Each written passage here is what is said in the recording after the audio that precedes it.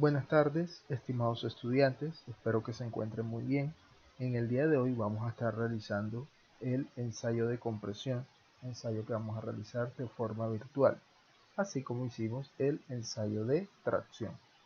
Bueno, en este caso vamos a analizar cómo se comporta un elemento cilíndrico, cómo se comporta ante cargas de compresión.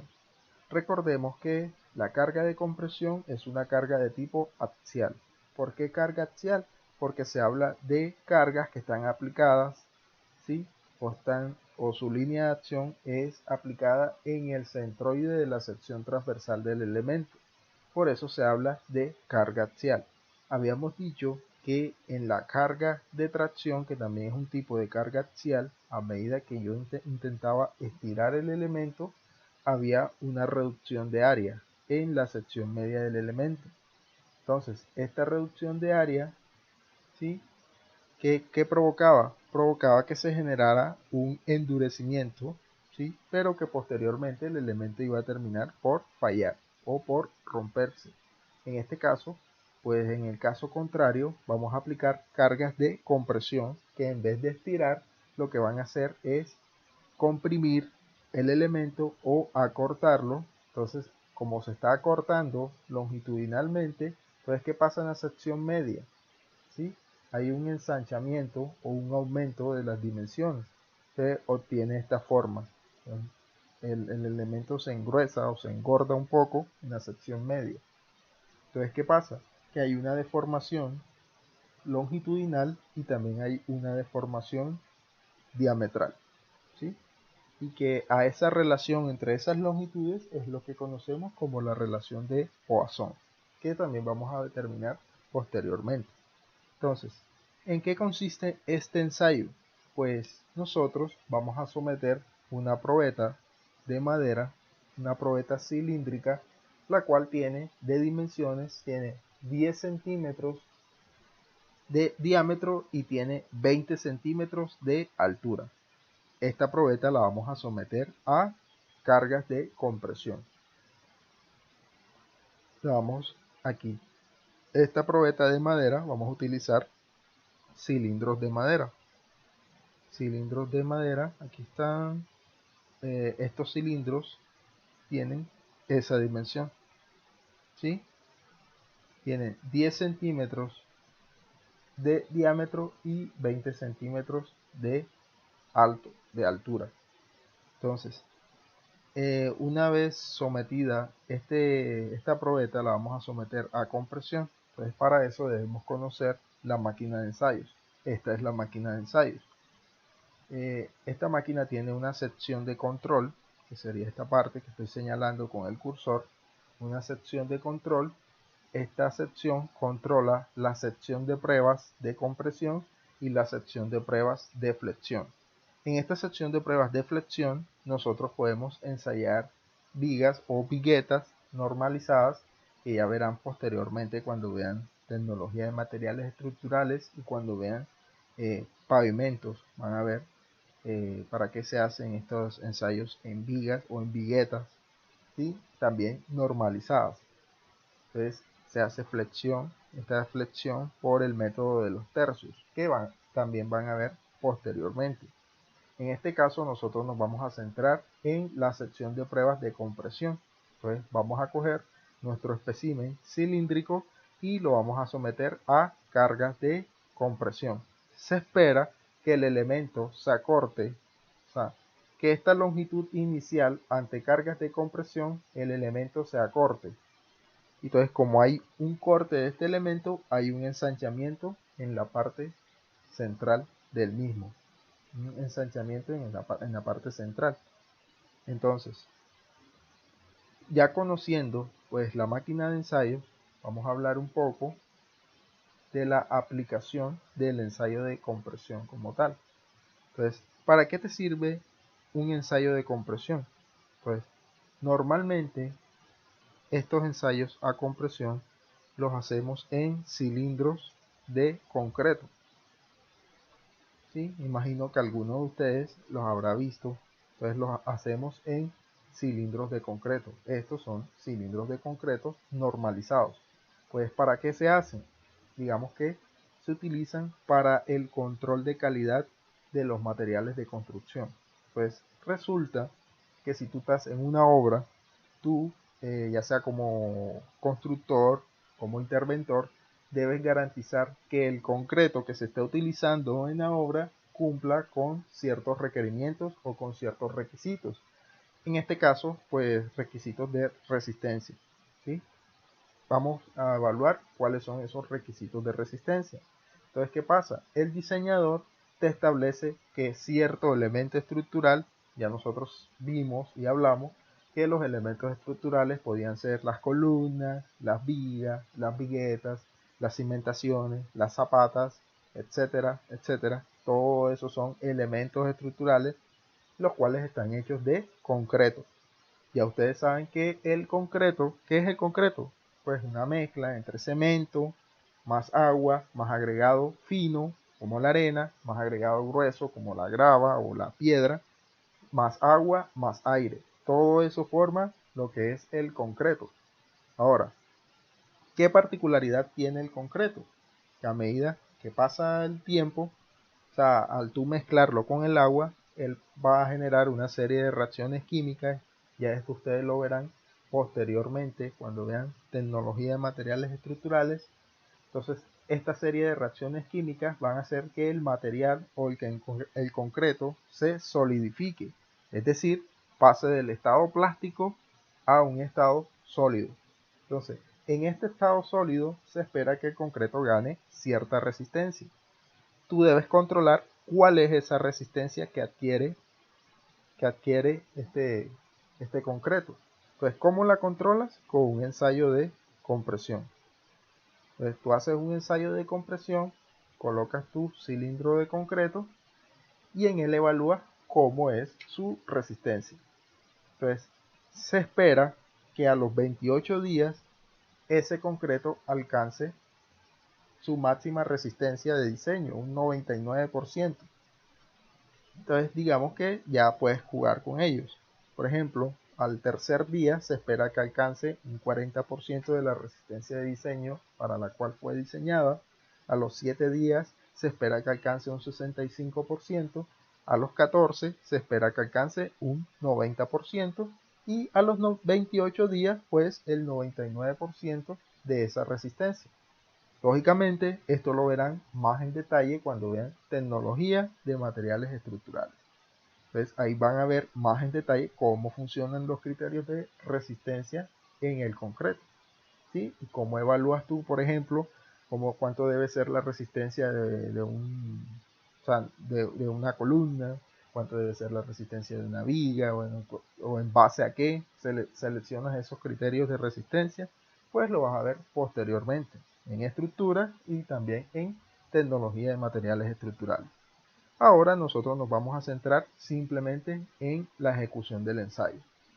Bueno, para la ejecución del ensayo, pues yo le voy a pasar unos datos. Estos son los datos. Estos son los datos. Te voy a pasar unos datos para el ensayo. Entonces, ¿qué pasa? Aquí tienes cilindro antes del ensayo. O sea, el cilindro antes de ensayarlo. Entonces, verás una altura 1, una altura 2 y una altura promedio. Entonces, simplemente, ¿qué se hizo ahí? Se tomó un cilindro de madera de 10 centímetros de diámetro por 20 centímetros de altura. Este es el cilindro. Entonces, ¿qué se hizo? Se tomó 2 veces la altura y luego se promedió. ¿Para qué? Para de pronto minimizar los errores de medición. Y luego se tomó 3 veces el diámetro, ¿sí? Diámetro 1, diámetro 2, diámetro 3, ¿sí? Y luego se promedió. Entonces se utiliza el promedio, la altura promedio antes del ensayo y la altura promedio después del ensayo. Se espera que la altura promedio después del ensayo sea un poco más corta que la de antes del ensayo. ¿Por qué? Porque se espera que el elemento sea corto. Y en cambio con el diámetro se espera que este se aumente, ¿sí? Más que todo en la sección central. Es que haya un ligero aumento de diámetro. También pues la masa.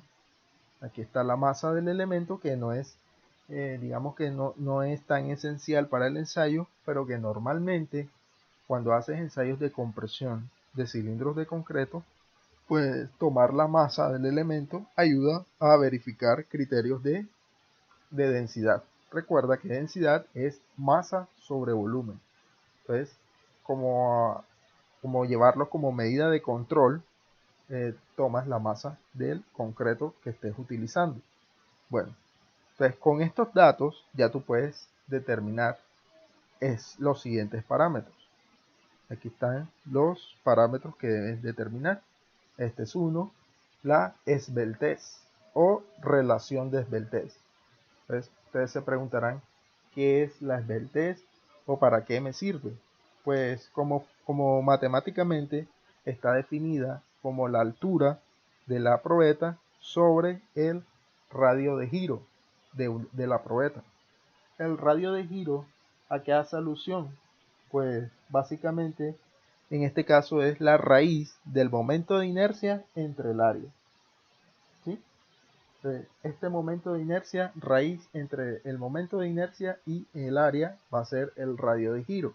Ahora, para una probeta cilíndrica, el radio de giro va a ser igual al diámetro entre 4, es decir, la cuarta parte del diámetro. Ahora, ¿para qué te sirve conocer esta relación de esbeltez? ¿Sí? Pues básicamente, si tú aplicas cargas de compresión sobre un elemento cilíndrico, en este caso una madera, si tú aplicas cargas de compresión, este elemento puede fallar de dos maneras. Puede fallar por aplastamiento o puede fallar por pandeo. Entonces, ¿qué pasa? Que si tú le aplicas cargas de compresión, pues debes saber cómo esperas que falle el elemento, ya sea por pandeo o por compresión. En este caso, lo que nosotros queremos es que nuestro elemento falle por compresión, no por pandeo, sino por compresión. Entonces, para garantizar que el elemento falle por compresión, esta esbeltez debe ser menor o igual a 60. Es decir, que el elemento trabaje mayormente a compresión, ¿sí? Y básicamente nos va a decir, junto a toda la relación de esbeltez, nos va a decir qué tan alto es el elemento o qué tan gordo o qué tan flaco, ¿sí? O qué tan delgado. Entonces, si tú tienes un elemento, por ejemplo, vamos a colocar muy esbelto, vamos a ver columna muy alta, un ejemplo. Si tú tienes en estructuras, vamos a colocar estructuras. Si tú tienes una columna muy o demasiado muy alta, ¿qué esperas que encuentre? Esperas que este elemento falle por pandeo, porque es una estructura muy alta. Vamos a colocar columna esbelta.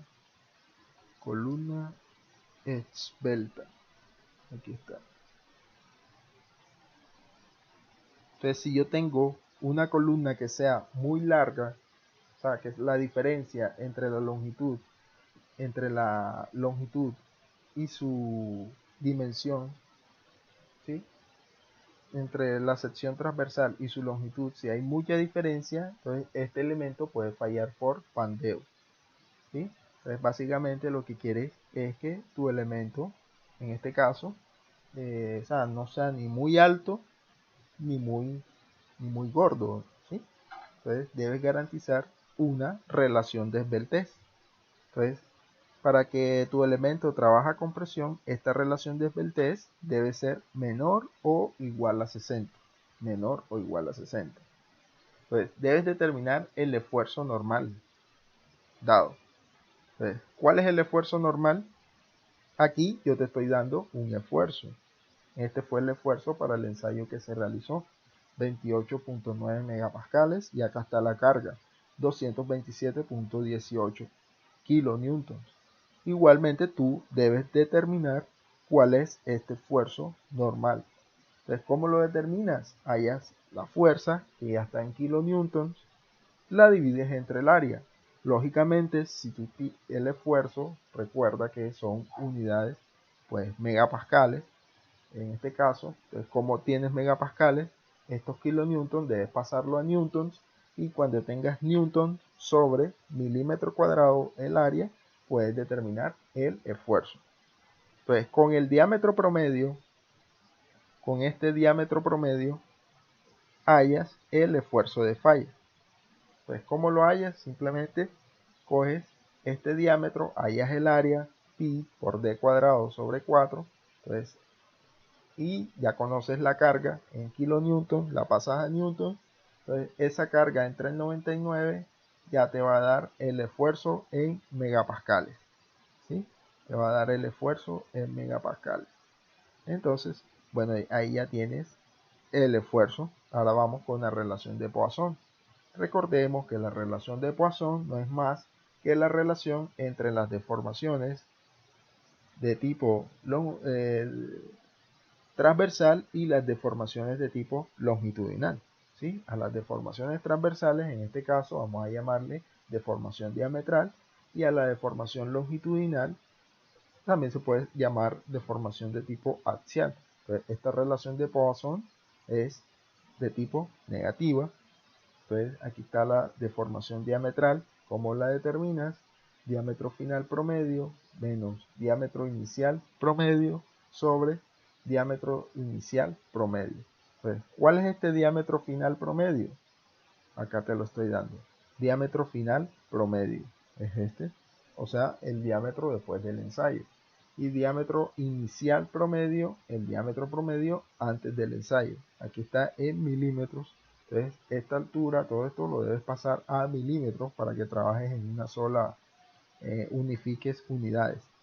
Bueno, esa sería la deformación diametral. Ahora viene la deformación longitudinal. ¿Cómo determinas esta deformación longitudinal? Pues aquí tienes la altura final promedio menos la altura final inicial promedio menos la altura inicial promedio. ¿A qué hace referencia esta altura final promedio? Pues esta altura final promedio corresponde a la altura promedio después del ensayo. Se espera que esta altura sea menor a la altura inicial. ¿Por qué? Porque ante cargas de compresión debe haber cierto acortamiento del elemento. Y la altura inicial, pues, es la altura promedio antes de empezar nuestro ensayo. Antes de empezar nuestro ensayo. Bien. ¿Por qué decimos que la relación de Poisson es negativa? Ya nosotros lo hablamos, de que si tú a un material, en este caso, a este material le están aplicando cargas de tracción. Pues, ¿qué pasa? Que en una zona hay tracción o tensión, entonces esos esfuerzos serán positivos, y en otras zonas hay contracción. Entonces, en las zonas donde hay contracción, estos esfuerzos serán negativos, y en las zonas donde hay tensión, esos esfuerzos serán positivos. Cuando tú haces la relación positivo, ¿sí?, entre negativo, entonces esa división da negativa. Entonces, por eso hablamos de que la relación de Poisson es negativa. En este caso, es negativa. ¿Por qué? Digamos que la deformación diametral es positiva porque hay cierto aumento, ¿sí?, en la sección media de la probeta. Y en la longitudinal es negativa. ¿Por qué? Porque hay un acortamiento. Si tú divides más entre menos, obtienes relación de Poisson negativa. Bien. Pues, ya teniendo toda la relación de Poisson, pues normalmente los elementos, ¿sí?, en ingeniería tendrán una relación de Poisson menor o igual a 0.5. ¿Sí? Pues ¿esto qué hace? Esto controla que las deformaciones, tanto diametrales como longitudinales, pues mantengan de cierta forma cierto equilibrio en cuanto al diseño como tal. Entonces, esta relación de Poisson debe ser menor o igual a 0.5. Aquí establecen los tipos de falla del elemento. Entonces, encontrarás que hay fallas por aplastamiento. Algunas pueden fallar por aplastamiento, encontrarás que hay falla cuneiforme o tipo de falla con rajadura tangencial. Está la tipo de falla por cortante, que es muy característica. Miren que hay una falla de tipo en diagonal. También hay la D, que es una falla de rajadura cuasi vertical, o sea, no es totalmente vertical, sino que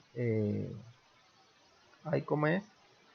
Hay cierta inclinación de la falla. En este caso ya es una falla por planos paralelos a la fibra, es decir, esta falla se da de forma paralela a la fibra de la madera, ¿sí? Entonces también hay cierta relación entre la dirección de la fibra de la madera y el tipo de falla que se esté generando. Aquí está el tipo de falla de la madera. Esta parece un tipo de falla, esta, la de falla por plano cuasi vertical, o sea, a simple vista. Igual en este caso, pues ya ustedes pueden definir cuál es el tipo de falla que se está presentando. Bueno, acá este es informativo de lo que te da la máquina. Igual este esfuerzo tú lo debes calcular con esta carga. Entonces coges esta carga en kilonewton, la pasas a newton y la divides entre el área. ¿Y el área cómo lo hallas? Pues pi por diámetro promedio a la 2 sobre 4. Dividiendo esa carga sobre ese área obtienes el esfuerzo en megapascales. Recordemos que un megapascal es newton sobre milímetros cuadrados, ¿sí? Entonces, aquí tenemos una curva esfuerzo de formación para el concreto. Aquí está, curva esfuerzo de formación para el concreto. Encontramos que el concreto, trabajando a tensión, tiene un comportamiento frágil. Es decir, pasa la zona elástica y casi que su ruptura inmediata. Y en cambio el concreto, trabajando a compresión, tiene una curva de esfuerzo de formación casi que parecida a la de un material dúctil. ¿Por qué? Porque admite mayor deformación en el rango elástico. Entonces, esta deformación en el rango elástico del concreto trabajando a compresión es mucho mayor. Miren que aquí llega a la falla por compresión, pero sometido a compresión. Es por eso que se trabaja el concreto y el acero. Ustedes saben que el concreto trabaja muy bien a compresión, pero a tensión no lo hace muy bien. Por lo tanto, tú añades el acero para suplir un poco esta característica. Ya ustedes en el ensayo de tracción conocieron cómo se comporta el acero trabajando a tensión. En el informe deben presentar, describir cuáles son los elementos que ensayamos. Ya saben, ensayamos una probeta de madera, un cilindro de madera de 10 centímetros de diámetro por 20 centímetros de longitud. Adicionalmente, describir la máquina de ensayos, determinar la relación de Peltez. Recuerda que la relación de Peltez me permite saber si el material va a fallar por pandeo o por aplastamiento, ¿sí? Entonces, ese Peltez me va a permitir saber, me dice si el elemento está trabajando como compresión o como columna, ¿sí? Básicamente. Calcular el esfuerzo último de falla, que es el esfuerzo.